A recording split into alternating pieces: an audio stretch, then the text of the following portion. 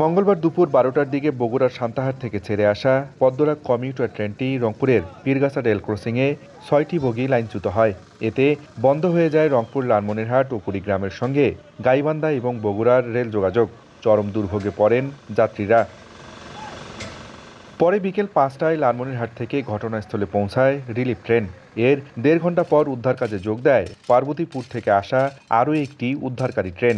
দীর্ঘ 14 ঘন্টা চেষ্টার পর মঙ্গলবার দিবাগত রাত 1টার দিকে লাইনচ্যুত সবকটি বগি উদ্ধার করা সম্ভব হয়। মূল লাইনের মেরামত শেষে স্বাভাবিক হয় রেল যোগাযোগ। আমাদের যেই ট্রেন বিভিন্ন স্টেশনে অপেক্ষা করতেছিল, এই ট্রেনগুলা আমরা ছেড়ে দিতে পারছি। সেনাবাহিনী সদস্য যারা ছিলেন তারা এবং আমাদের রেলওয়ে নিরাপত্তা বাহিনী তাদের উপস্থিতির কারণে কিছুটা আমরা পরিস্থিতিকে স্বাভাবিক করতে পেরেছি।